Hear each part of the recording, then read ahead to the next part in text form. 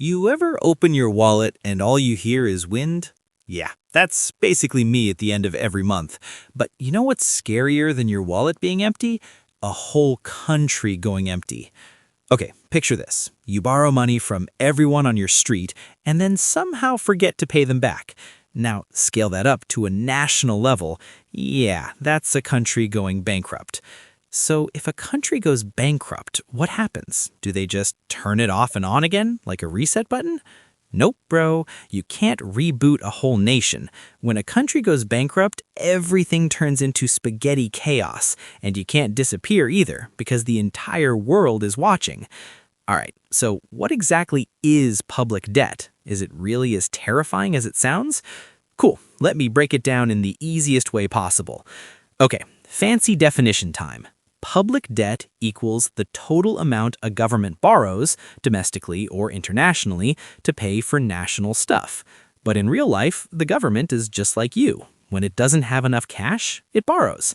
Example, you're short on money to buy a car, you take a loan. The government wants to build a highway, they also take a loan, except it's like tens of billions of dollars. Bank asks government, how long are you planning to borrow?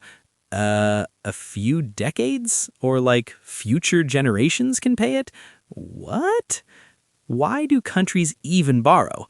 This part's important. A country doesn't borrow because it's poor. Rich countries like the US, Japan, and the UK are insanely deep in debt. Why? Because they need money for big projects that taxes can't cover right away. Reason 1, building infrastructure. Roads, hospitals, schools, stuff you use fast but pay off forever. Examples, the US builds interstate highways. Japan builds Shinkansen trains. You think they can pull hundreds of billions of dollars out of thin air in 1 year?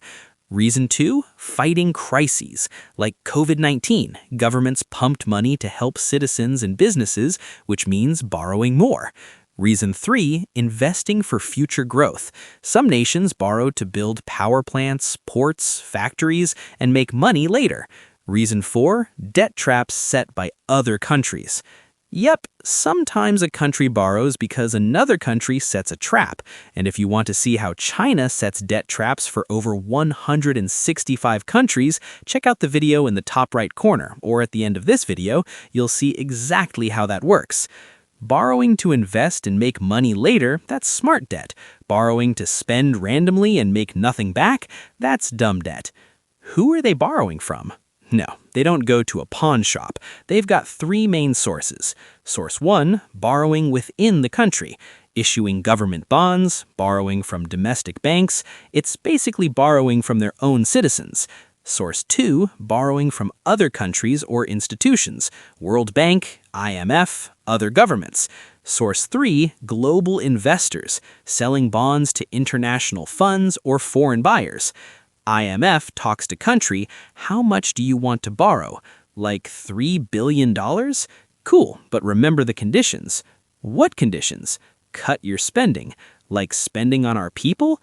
Yep. Citizens scream, F you? We heard that. So, is that good debt or bad debt? This question is like asking, is sugar good for you? It's great if you use it right. It's terrible if you go overboard. Good debt, borrowing to build things that make money, ports, highways, energy projects, low interest rates, stable ability to pay back, growing GDP. Example, Japan owes over 200% of their GDP, but they're fine because their economy is strong and interest rates are super low. Bad debt, borrowing to spend on salaries, random shopping, political giveaways, high interest, GDP doesn't grow, heavy dependence on foreign lenders. Example, some countries in Africa and South Asia fall into debt traps, borrowing for big projects that never make enough money and they can't repay. Can a country have zero debt? Yes, but it's usually not smart. Some oil-rich nations like Kuwait or Brunei had times when they practically had no debt, but most countries choose to borrow because debt helps the economy grow faster. Without borrowing, they'd have to raise taxes, and nobody likes that. Debt works like a lever for development. To be blunt, countries with zero debt are often countries that don't invest much or rely entirely on natural resources. Monaco says to America, "We have no debt." Wow, how'd you do that? Our people are poor, there's nothing to spend on. Oh, so here's the bottom line. Public debt isn't scary as long as the borrowing has a purpose. Borrow to build a richer nation? Good. Borrow to waste money? Bad. And being completely debt-free isn't automatically amazing because growth needs capital. Hopefully after this video, whenever you hear public debt, you won't panic. You'll think, oh, countries are just like us, broke sometimes, so they borrow, but they'd better borrow smart. If you found this helpful, hit like, share, and subscribe so I have more motivation to pay off the debts of life.